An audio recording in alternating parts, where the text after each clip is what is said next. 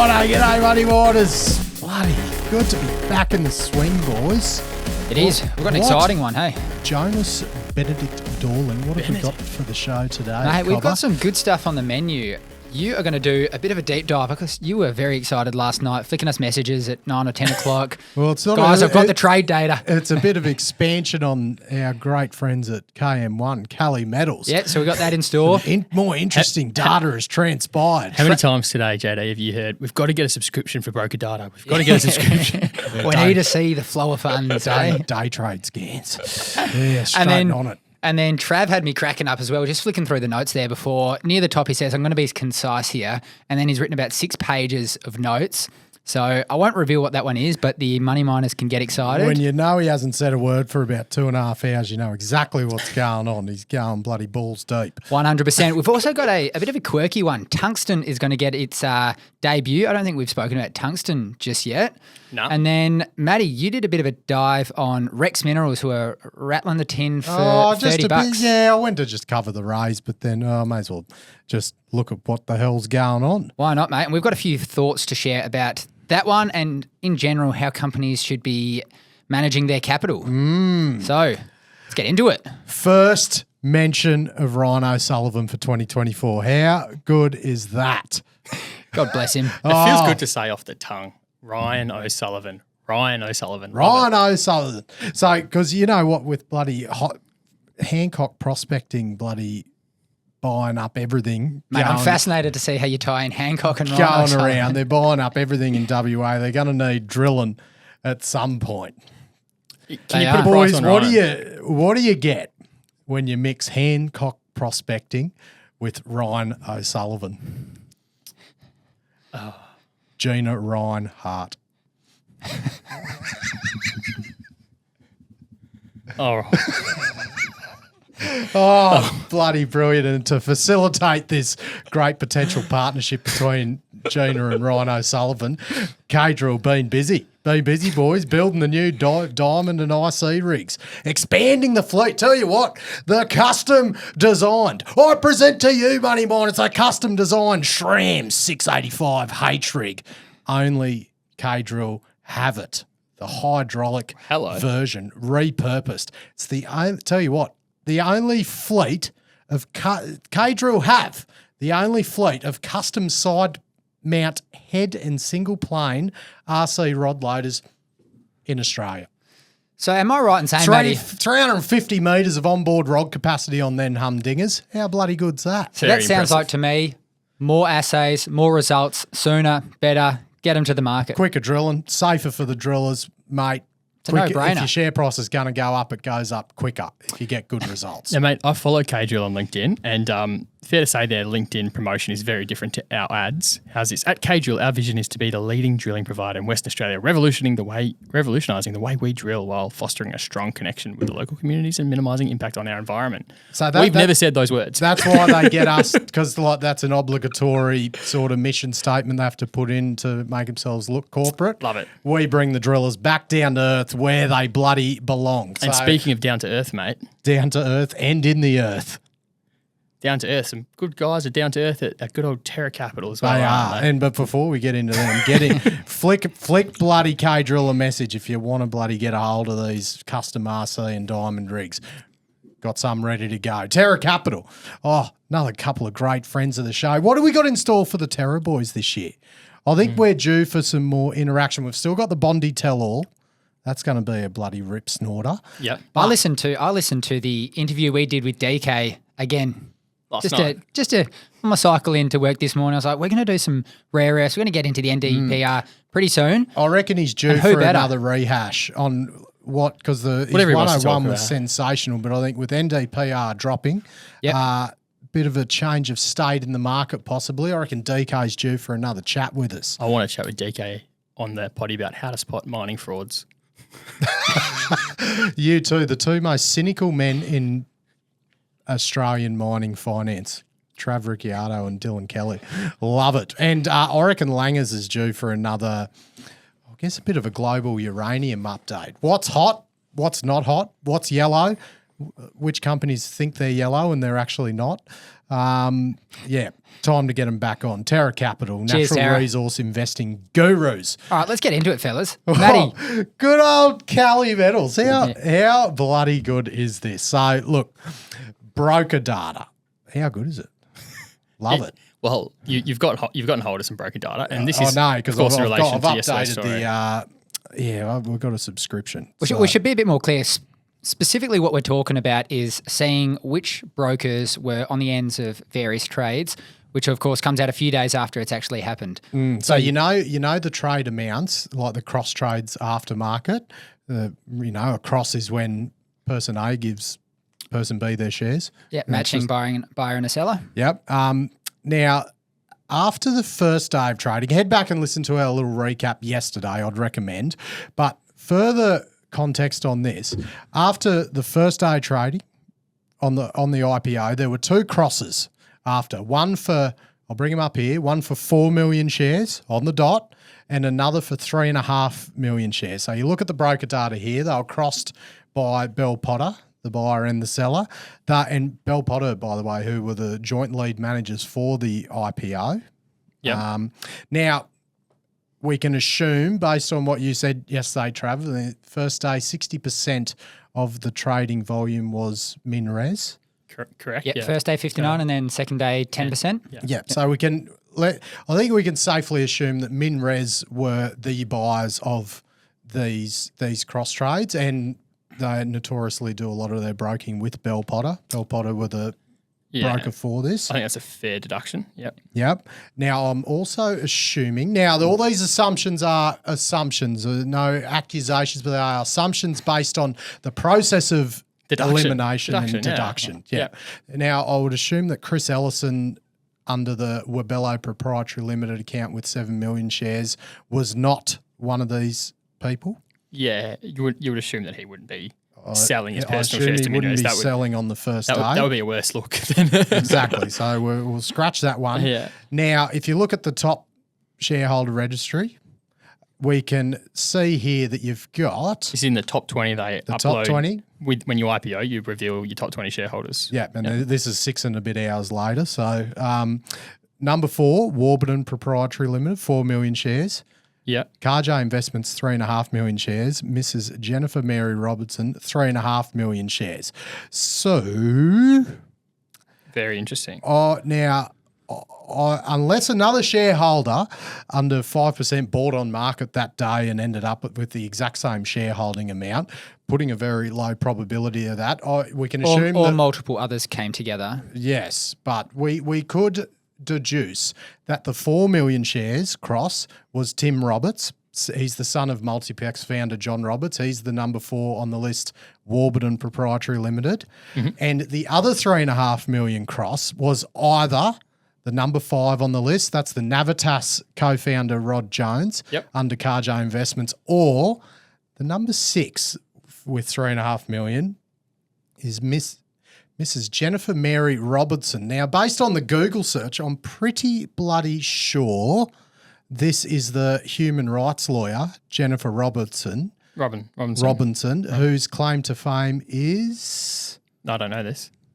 The lawyer for Julian Assange back in the day. I didn't know that. Really? Well, there you go. That's her claim to fame. Now, look, IPO trade price of 25 cents. Trades were crossed at 42.35 cents.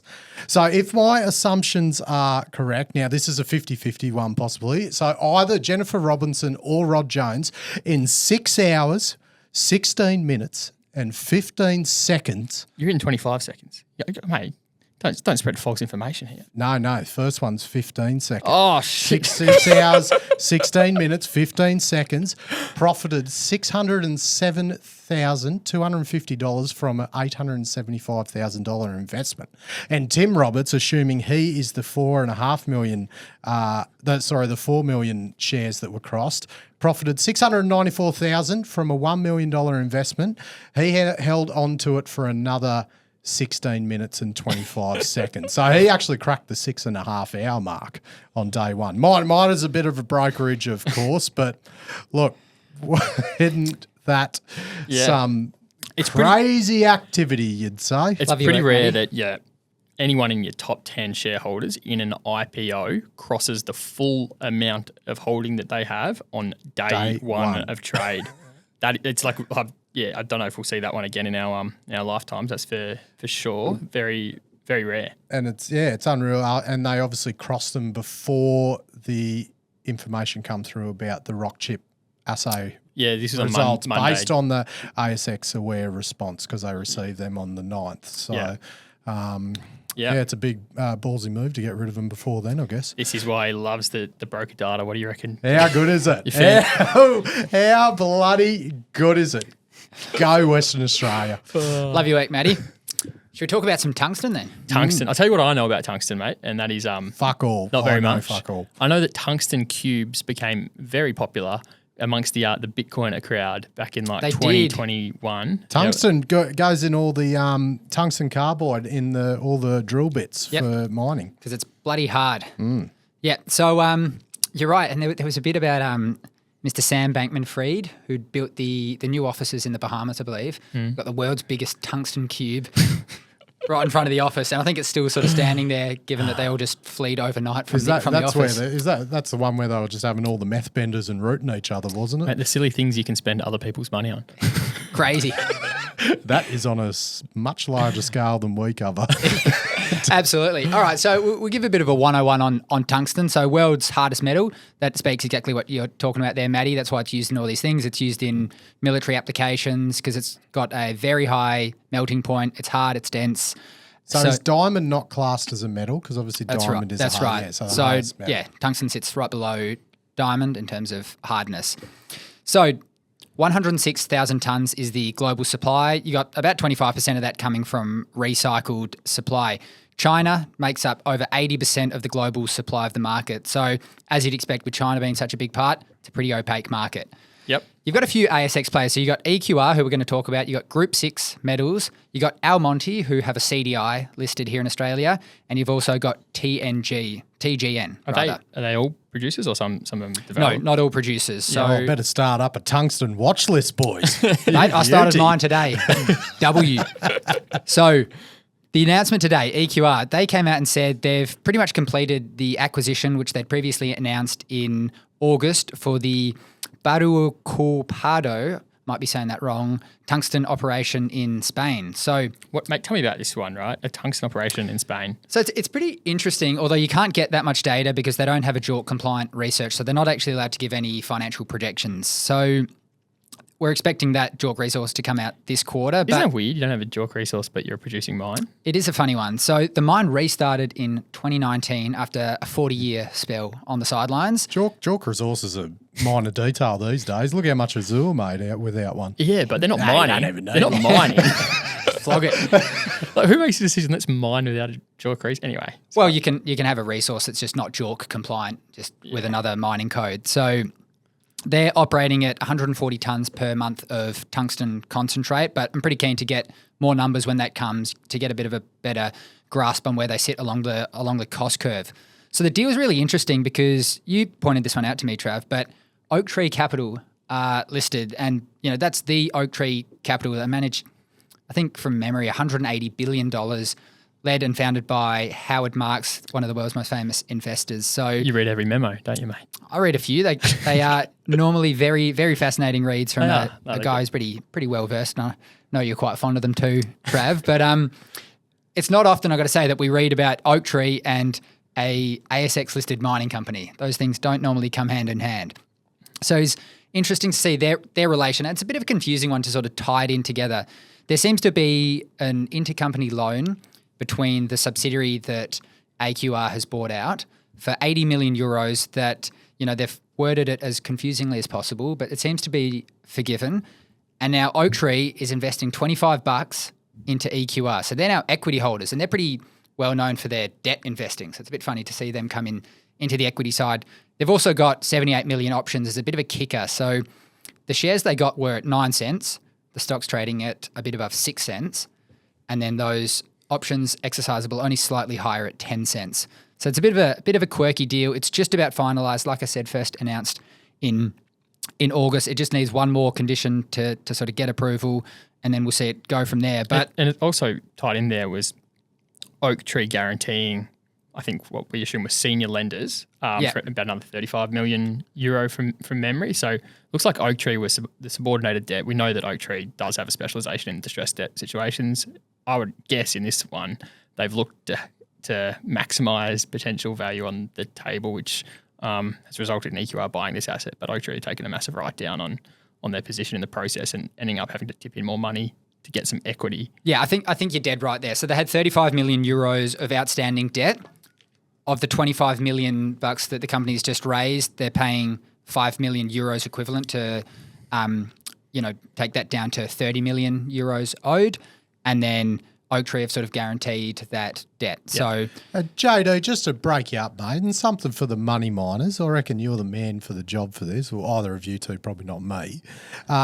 When you talk about, we always mention options when they're chucking options in, and we speak about it as a negative thing to future dilution. Like if brokers having to throw in options, it's more further future dilution coming. But so you look at it. This one, they put it in at 9 cents. They've also got these options at 10 cents.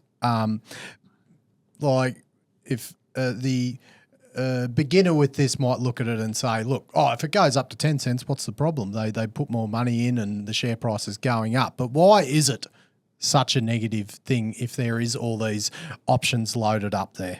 Ultimately, it's just more dilution. So your stake as a shareholder is just diluted more. It's pretty unusual the way this was structured to have the initial investment at 9 cents, which was a 30% premium to the 15-day VWAP, and then have 1 cent above that, the options. That's not something you see every day. But the reason why options are a negative in general is it just means it dilutes your ownership as an existing shareholder in the company. That's why you don't want to see it. And if you do get the share price to go up to, say, 15 cents and there was no options, you could then raise it.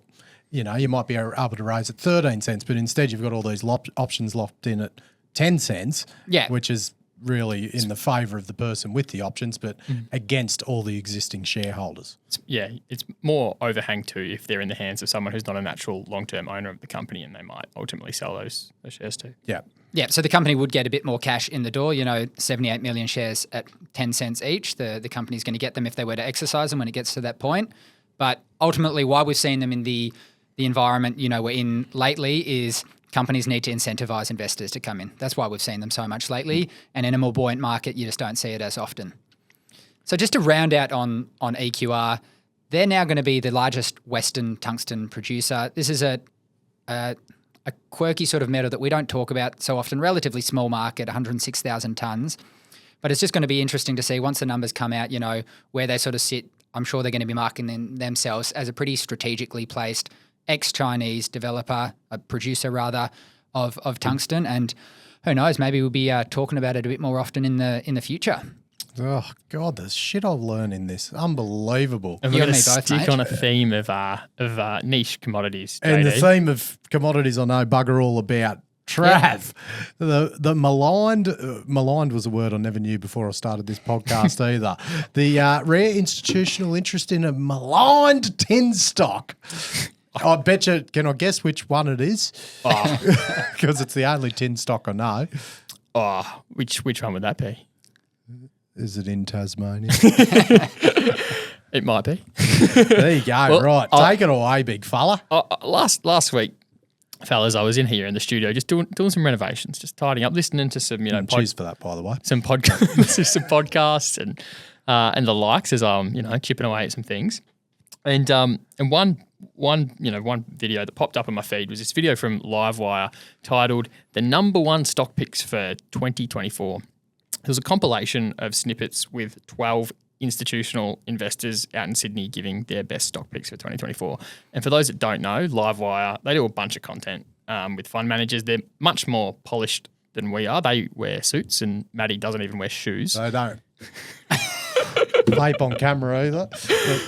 So I listened to this episode hoping some of the fundies would actually talk about mining stocks. And 4 minutes and 26 seconds in, my wish came true as Joel Fleming from Oaktree Capital Management gave his spiel. I'm going to play it for you guys. Again, going to hedge my bets here, but base metals have had a really, really tough year. So we think tin, nickel, copper, they look really interesting to us at the moment. We see improving demand, we see issues on the supply side.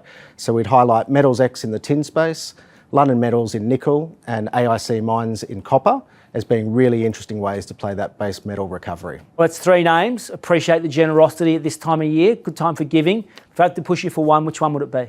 It's got to be Metals X, I think. That's the standout. Where the issue in supply side on nickel is the issue in supply. There's too much of it. I don't get that. There's a bit. I'm not arguing with a bloody fund manager, but I think his point is that it's already been beaten up, and that he thinks there's upside from here because the price has already been smashed. yeah, right. Yep. But there are a few things to Oh, talk. you got more to come? Well, I do later. Yeah. Oh, exciting stuff. Yeah, right. So a few things to touch on. The first one, before I go any further, I got to say, ding, ding, ding. I became a tin baron last year and foolishly bought some Metals X stock. So please ignore everything I have to say from this point forward. Oh, no, just bloody don't ignore it because it's good shit. Just don't base your investment decision on it. But bloody listen because it's fucking awesome. Secondly, Joel Fleming of Oaktree Capital Management. Mate, what are you doing talking about mining stocks on Livewire? Come on our podcast, mate. Do you notice they talk differently on there? Like there's just a different tone to it. There is. I think it's the way I think about it is we try and get authenticity, but I do think Livewire and it's because it's still very polished. People aren't quite authentic, but yeah. Come on here, Cobby. You don't even have to wear shoes. We'll give you more than 30 seconds. I was going to say you don't have to wear a tie, but forget the shoes. And I mean, like between us, like I'm not really a fan of the stock pick content when you don't have the opportunity to really like go into your thesis and why you think it. Hard to summarise in one sentence, isn't it? Yeah, you want to stress test the thinking of someone rather than just be told buy this, sell this, But that's just my opinion on it as well. So I saw this rare bit of footage of a genuine institutional investor talking up Metals X, and I have to use it as an excuse to talk about this stock again. Like I said, JD, I tried to be concise in my writing, but that might not have eventuated in the notes that I've written out here. It's fascinating, nevertheless. So I reckon let's give a bit of a run through for those money miners that haven't heard about Metals X before we get into it. The high notes. Metals X has a 50% interest in Renison Tin Mine in Tasmania. It's a high-cost producer, right? That's why some lunatics like it, because if you get an upward move in the commodity price, you get a lot of torque in the equity because the cash generation improves rapidly. That dynamic also works in reverse, by the way, so that's keep that in mind. Renison produced 8,700 tonnes of tin in the last 12 months. Their life of mine plan in the latest mineral reserve update models about 10,000 tonnes per annum of tin expected for the next 9 years. Let's look at the actual cash build of this company. Between September 2022 and 12 months later, September 2023, cash at bank grew by only 6.7 million, so pretty neutral, right? Yep. Now the interesting stuff, the cap structure, right? And also governance. The company has a market cap of $240 million, but cash at bank of $124 million as at September 30. Ooh. So literally more than 50% of this company's market cap is sitting there in cash. So yeah, you get bloody $6 million a year on interest on that. Yeah, but mate, like you want equity returns, not bloody fixed income returns. There's another six. I don't buy stocks to get bloody equity to get fixed interest returns. So literally, like let's think about the implications of that. Deduct that cash from the market cap, and you get an EV, an enterprise value of $116 million. But there's more. They own shares in nickel developer Nico worth $2.4 million and gold aspirant Tanami Gold worth $1.2 million. If you subtract the value of the shares from that as well, you get an EV of $112 million. Then they also own convertible notes in your favourite company, Cyprium. Which is, Metals X used to own Nifty. Yeah, And now, that's how it's Cyprium. Yeah. And the face value of those notes is $36 million, paying Metals X 4% coupon per annum. An academic would subtract, the value of those notes from the EV as well. But I'm a cynic about what that could materialise to become. So I'm going to leave it out of my EV. Why is that, or is that to come? Well, it's subordinated debt to more senior debt at that project. So if that project became distressed, you wouldn't actually have $36 million there at the end of the day. So if you were being cynical, you could write that one off, which I'm going to do. Because that 36 mil might convert into 5 when the share price goes, if the share price went down. And it means you're also going to be conservative in your multiple analysis afterwards as well. I want to present like a reasonable base case here, not a stupid one. So using so I'm going to use an enterprise value of $112 million. And then using Metals X's numbers, their September quarter EBITDA, but this is for 100% of Renison, was $49 million. Metals X share of that is half. If you annualize that EBITDA, you can actually convince yourself that this company is trading at 1.1 times EBITDA. Of course, as we mentioned, the actual cash build over the last 12 months was pretty marginal. So you have to take that EBITDA number with a grain of salt. But why does all of this matter, right? Mining stocks with 10 years of mine life remaining and no debt should not trade at 1.1 times EBITDA.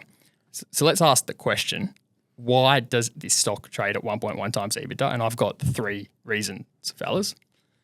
Let's get into it. All right. I'm very keen to hear the corporate governance aspect of this one. So reason number 1 why it trades, so bloody low on a multiple basis is the lack of any capital allocation framework or guidance.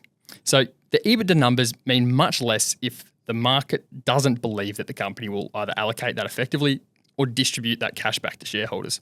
50% of their market cap is cash, and in my opinion, they don't have accretive growth options to allocate that capital to. So they should either A, buy back stock, or B, issue dividends to shareholders. And I'm serious. Like, the growth project that they talk about is a tailings retreatment project. Like, does that get anyone excited as an actual growth project? So why hoard the cash, distribute it, and provide guidance to the market about distributing it? And I think that's a catalyst for a re-rate in and of itself. Yeah, and that's a huge concern why other institutions aren't on the register.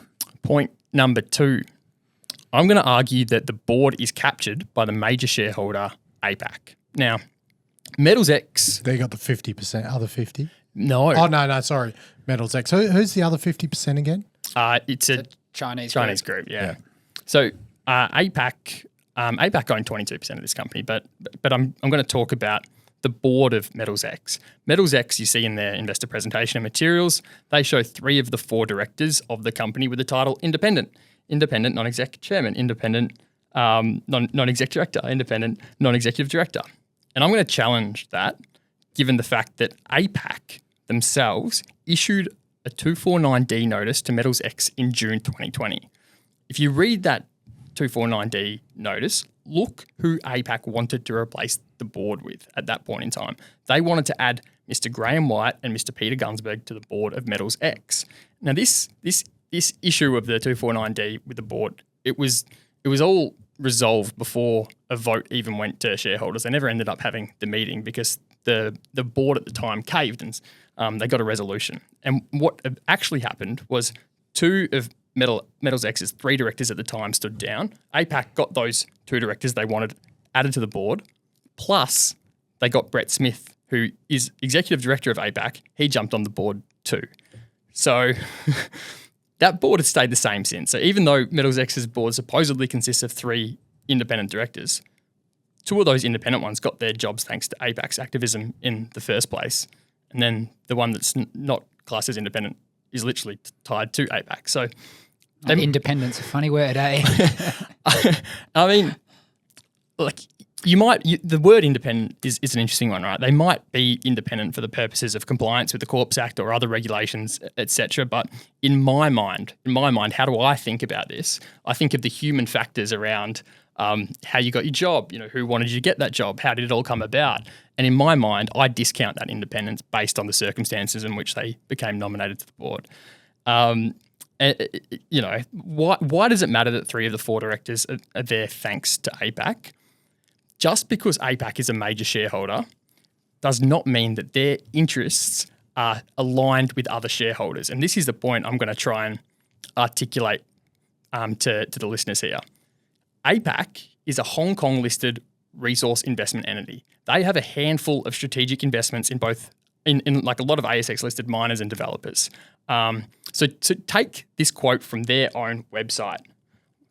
Righto, lead her away. Read us a story, Ricardinho. It goes, We aim to capture the value of our global investments and build on our investments in minor positions in emerging resource companies to become primary strategic investments, which will in time provide us with commodity offtakes to deliver to China via our commodity business. So it doesn't get any more explicit than that. APAC make money via the offtake agreements in the assets that they have a position in. Because they've got a commodity trading business. Yeah.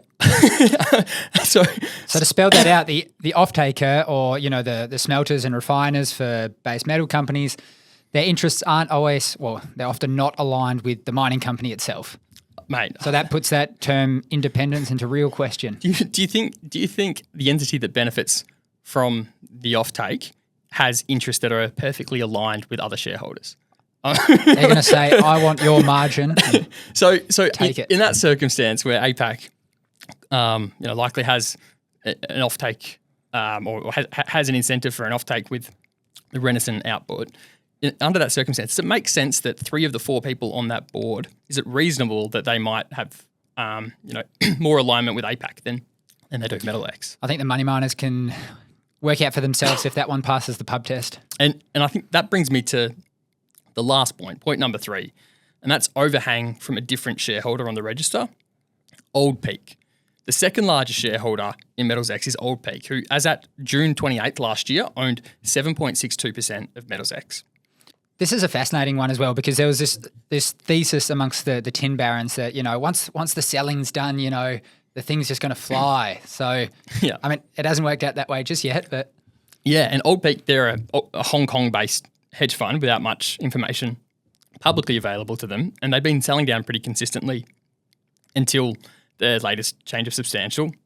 A lot of the tin baron crowd were blaming Old Peak for the lack of price movement in the stock. It's worth pointing out that Old Peak also has a long derivatives position in MetalsX. It's a cash-settled swap, which they've gradually been unwinding to. As at 20th of December last year, they report their current interest in as 23.8 million swap securities. So that's 23.8 long via the swap, and then another 69.1 million long via direct ownership of the shares in my tally. All right, so let's tie it all together for sort of our thoughts on the stock and what the kind of outcome we want to see after this spiel is. And Trav, run me through the rationale, I guess, as a shareholder, if they've got all this cash and you're saying distribute it to shareholders, why wouldn't you just sell the shares? As a shareholder? As a shareholder, because if they distribute the money to you now, then obviously the share price is going to go down to what the EV would be at that 1.1 EBITDA or something like that. Wouldn't it? What's the difference between them distributing it? The lack and you selling? The lack of any indication to ever give cash to shareholders, I think, means that they trade at a really low multiple. So they would re-rate to an appropriate multiple, I think, if there was guidance on that front. Yeah, right. 100%. Gotcha. I think your inference is right that, like a company paying a dividend, why doesn't it just come off by that equivalent amount? But I think any guidance to the market on a capital allocation framework would be such a positive sign in and of itself that you wouldn't see the equivalent deduction in the market cap of the company. And Roger that. I'll tell you why I got excited seeing a serious institutional investor like Yarra Capital Management talking about MetalsX. It's because, in my opinion, the biggest opportunity with this company relates directly to shareholder activism. I hope I've articulated that MetalsX trades at a bizarrely low multiple, but in my opinion, that's because the market rightly discounts this stock because it doesn't believe shareholders will be the real beneficiary of the economic potential of Renison. I think the opportunity for an activist shareholder is to do these things. Number 1, build up a substantial position in the company. Number 2, advocate for the appointment of new independent directors to the board. Number 3, if not received well by the existing board, lodge a 249D notice themselves. Number 4, as part of the 249D campaign, explicitly include a capital allocation framework that includes a substantial distribution of the latent existing cash to shareholders. So that's the opportunity, as I see it, for an activist with some actual cojones to realise what I've that word? Oh, I think of it as courage, bravery, balls. And a mongrel. Cojones, to realise what I observe as latent shareholder value. Joel Fleming of Yarra Capital Management, be that activist. Step up to the plate and don't listen to some punk kid on YouTube. Listen to your own boss, Dion Hirschen, who has this to say about board composition. Ready for this, fellas? Reminded me of a quote off Mighty Ducks. He's like, Charlie, be that man. Be that man, Charlie. That's a hell of a movie. Make sure you've got the right directors around the table. And as Gabriel indicated, often people are there for the wrong reasons rather than their subject matter expertise and their ability to contribute. That's the first point. Second thing is that board should spend a lot more time focusing on... So there you go, guys. Buddy, you know, your own boss, Joel, is clearly advocating to get the right composition of board. So be an activist, mate. Step up. Love it. Joel, come on the show, or, you know, Brett Smith, if you're interested, come on the show as well. The offer's open. I'd be chomping at the bit, I reckon. Alrighty, TMT. We spoke about this one in December a bit. Their deal with AVL. Looks like it's finally going to get done. There's what's just the court hearing to go, hey, now? Scheme got voted with overwhelming passes. Yep, 97.5% voted for. So that was after, you know, the improved bid. You only needed 75% to get over the line. So all that kerfuffle in the world's most logical merger. Oh, you know looks to who's going to become be spewing? Who? Vertical events. Why is that? oh, That's they've one, lost one less conference booth they're selling now. That's all the companies were good for. Too right.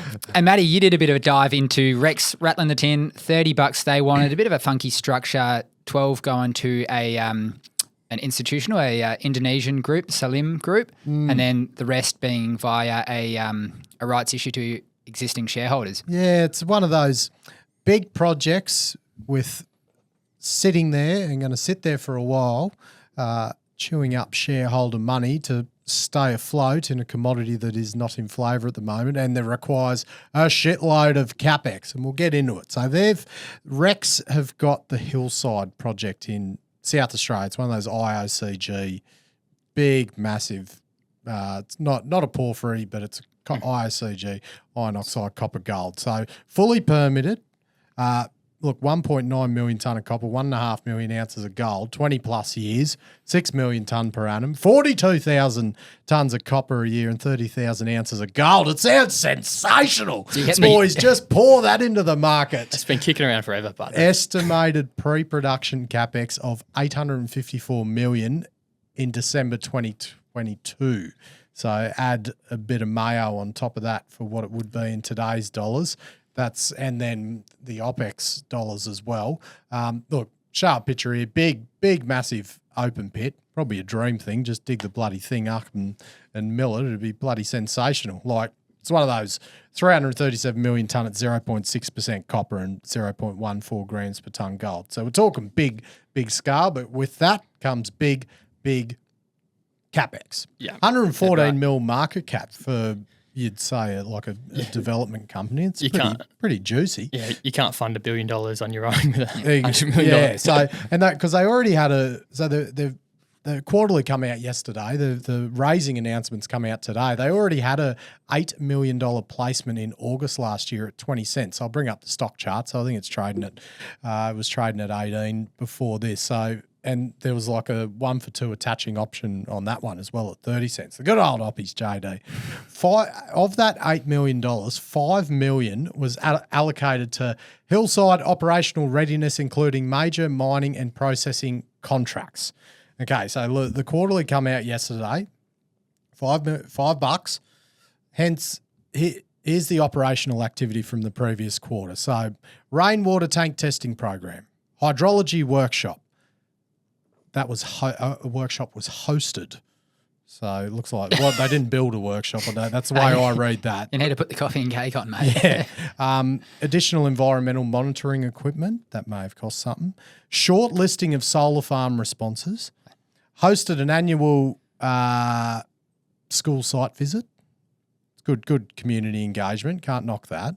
Participated in the AusIM New Leaders Summit. Major partner contract discussions for mining and construction. Look, they've still got $5.5 million in the bank, but they spent $4.3 million last quarter. $2.3 million of that was on exploration and evaluation. But if you're looking at the operational activity above, I think of a lot of those things I've just said, minus maybe the environmental monitoring equipment and maybe little costs here and there, the cake and stuff, but a lot of it's done by staff, which is the staff costs were 1.47 million. So like, plus admin and corporate. admin, You corporate, can kind of yeah, time $2 million.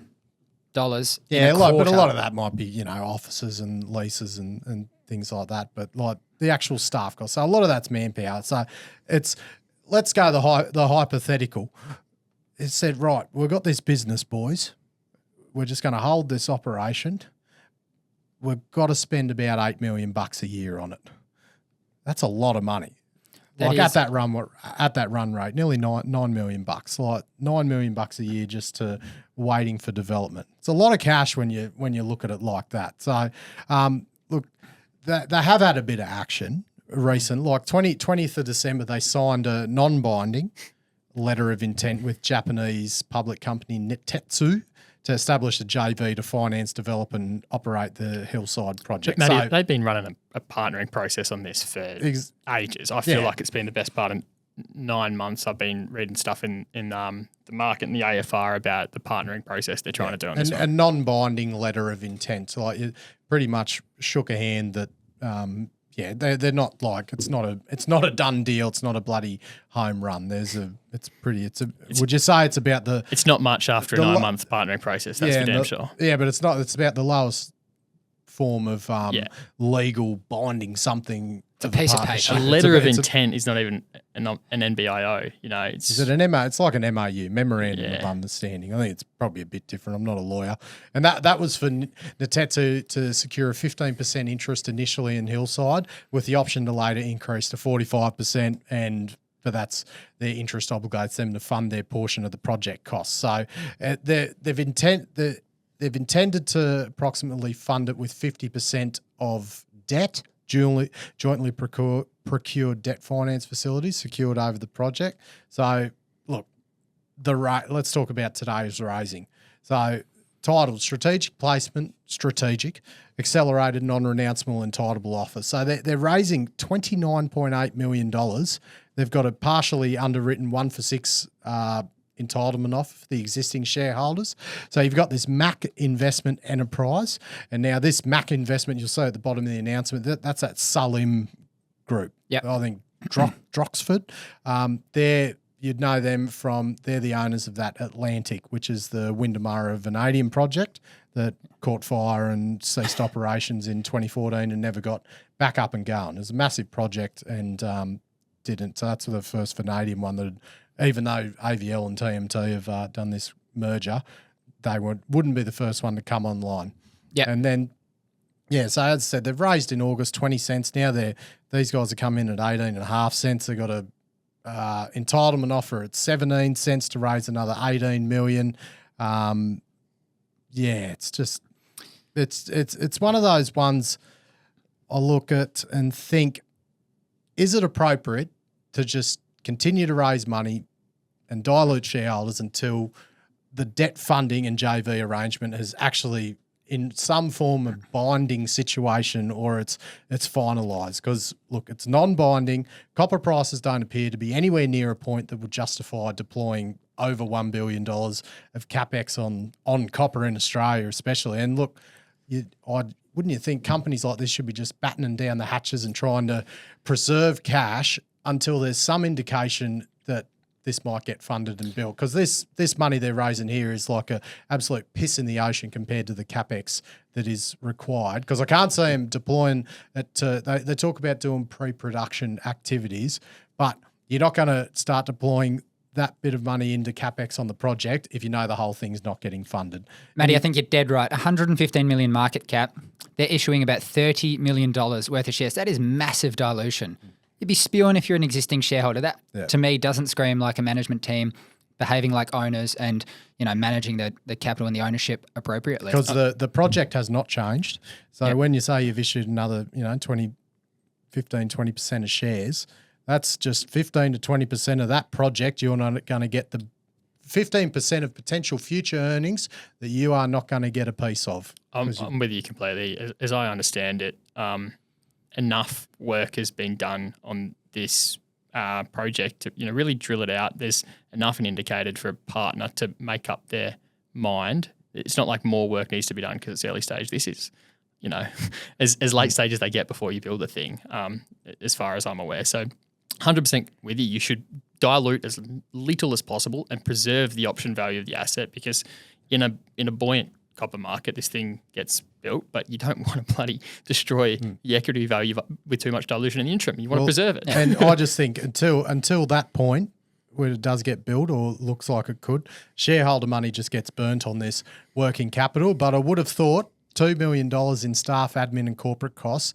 would get a bit done in each quarter without having the working capital as well. Because a lot of this is man hours. 100%. They'll have $35 million now. So you don't need, I don't know. You don't unless you got third parties involved. But contract negotiations and sourcing clients they're a man hour cost. Unless you got third parties involved helping you. So anyway, we will keep our eye on it. But there's a big thematic change that would need to happen for this to get going. Dead right. Love it, Matty. All right, boys. Great work. Oh, geez, what a bloody great day job. Couple of deep dives there. Love your work. Right, thanks to all the bloody partners. We have K-Drill and Terra Capital at the top of the show. Bloody one of the couple of the early ones. Love the fellas there. Is there any female RC drillers out there? That is what I want to know. On the rig? On the rig. RC drillers. I wonder if like an RC driller Love to meet you. is like, jumbo operators, predominantly 90-odd%, high 90% males. Is there any female RC drillers out there? I want to know. Tell me.